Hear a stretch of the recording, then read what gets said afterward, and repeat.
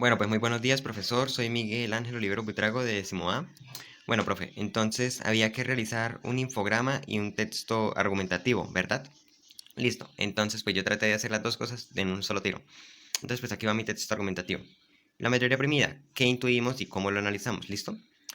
A ver, la mayoría oprimida es un pequeño cortometraje que me da a conocer que existe una gran cantidad de personas que llegan a ser oprimidas por otras asemejando a la ideología de Platón, la alegoría de la caverna en la cual unos pocos ejercían temor, miedo, zozobra con el fin de dominar a una sociedad y sumirla en una especie de régimen del terror, simulando al mismo de Robespierre, eliminando a quien se intrometa y haciendo de las suyas. Listo, profe. Entonces, a ver, aquí a quién resalté. A una persona maliciosa y a un tirano, básicamente. Continuemos. Cabe resaltar que la influencia de dominio en un territorio es algo que se ha venido dando en varios periodos de la historia de Colombia y del mundo. O sea, ese dominio basado en la influencia por parte del terror. ¿Quién lo ha dado? Pablo Escobar. En su época que llegó a matar a casi más de 1000 policías entre efectivos militares y policiales y demás asesinatos. Ah, y en la película de El Olvido que seremos perfectamente se ve todos los vejámenes que él hacía. Carros bombas, asesinatos a personas que abogaran por el pueblo y para el pueblo. ¿Sí me entiendes? Bueno, a ver, también tenemos la Revolución Rusa, ¿listo? En ella, ¿qué sucedió? Hubieron persecuciones contra opositores del nuevo régimen que se instauró luego de expulsar al zarismo y hubieron muchas persecuciones políticas por parte del régimen comunista que hubo en esa época. También tenemos a la dictadura de Nicaragua, aquella que ha hecho persecuciones y asesinatos y desapariciones forzosas con muchos personajes que han ido en contra del gobierno o que han abogado por el pueblo. Ya para concluir, he de explicar qué es lo que significa esto que planteé. Influencia que plantean estas personas y estos sucesos. ¿Cómo se da? Por muerte, persecución y otra influencia a nivel internacional fue la masacre de Tlatelolco. En ella habían protestas por parte de grupos comunistas y estudiantiles en contra del Estado en México mientras se jugaban los Juegos Olímpicos, ya que pues ellos veían que pues el país estaba pasando por una situación difícil y pues faltaban más apoyos por parte del Estado. Pero Estados Unidos vio que esto podría perjudicar su influencia política y ordenó al presidente de México que asesinara a estas personas, que las desapareciera. Y pues así lo hizo, iniciando con muertes, persecuciones, y con eso se concluyó la masacre de Tlatelolco. Un hecho bastante lamentable de la historia latinoamericana y mundial y que nos da a conocer que por los impulsos y por los intereses económicos de un país llegan a pagar muchísimas personas inocentes, lastimosamente. De esta manera he culminado con la primera parte de mi trabajo, dándonos a conocer qué quiere decir el título La mayoría oprimida.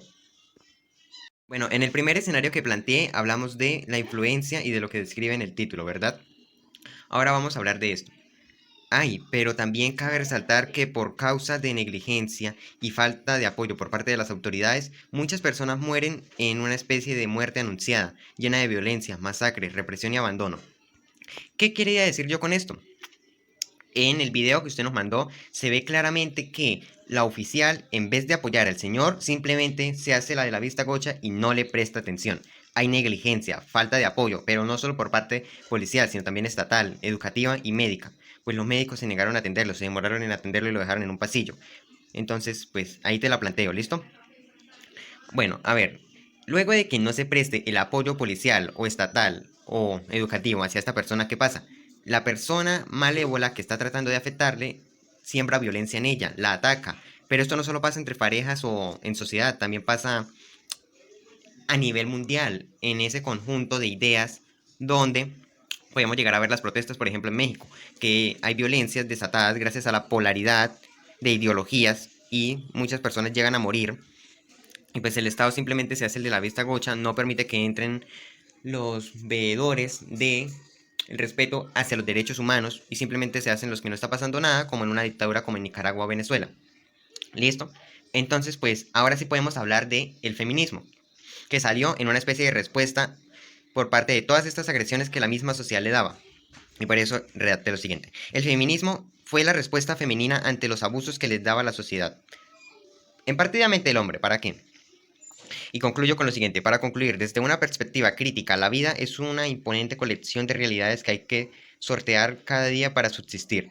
Y por último, puedo llegar a afirmar que Sí, la vida es un laberinto inmenso, pero siempre tiene que haber un apoyo por parte de alguien, porque uno solo enfrentándose a estas adversidades tan fuertes como la violencia, la negligencia, la polaridad y el caos es demasiado difícil. Y eso lo vieron las mujeres y decidieron unirse para conformar el feminismo. Y eso es de admirar, aunque pues tampoco se respaldan los abusos, ni dados por el machismo ni dados por el feminismo. ¿Listo, profe?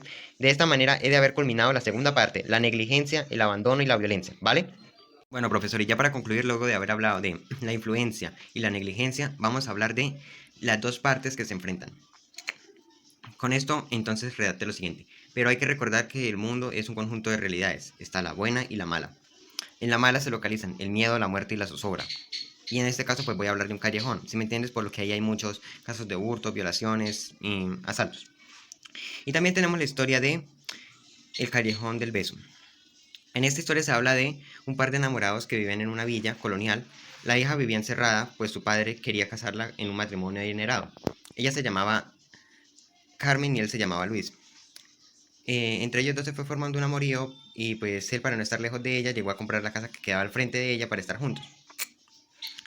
Con apoyo de la nana, ellos dos se veían muy a menudo en la calle y pues la nana siempre les encubría todo.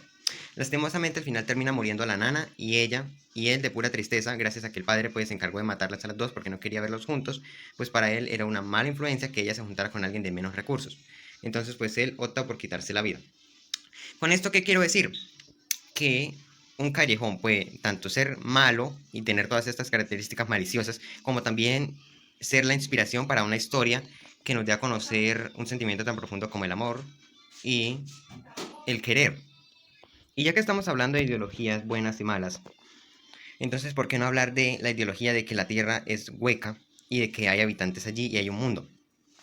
Ya hablando de lo malo que llega a ser el feminismo y lo malo que llega a ser el machismo y de todo esto, podemos llegar a concluir que quizás si estas dos culturas se llegaran a encontrar y si existiera la cultura subterránea, muy seguramente le harían lo mismo que a lo que le hicieron el descubrimiento de América. Arrasarían con ellos. O sea, hay historias que son buenas, como la de la polaca Irene Sendler, que pues ayudó a rescatar a más de 2.500 niños judíos en la Segunda Guerra Mundial, sí, pero tampoco cabe resaltar que la sociedad ha sido mala, la Primera Guerra Mundial, la Segunda, la Guerra Fría, las torturas, la Guerra de Vietnam, o sea, a veces uno llega a analizar que el infierno no está en la otra vida, sino en esta misma vida. Y que la historia depende de la unidad y de la ideología con la que se llega a ver. Pues es demasiado difícil llegar a decir que el mundo es perfecto, porque no lo es, pero tampoco es imposible llegar a cambiarle.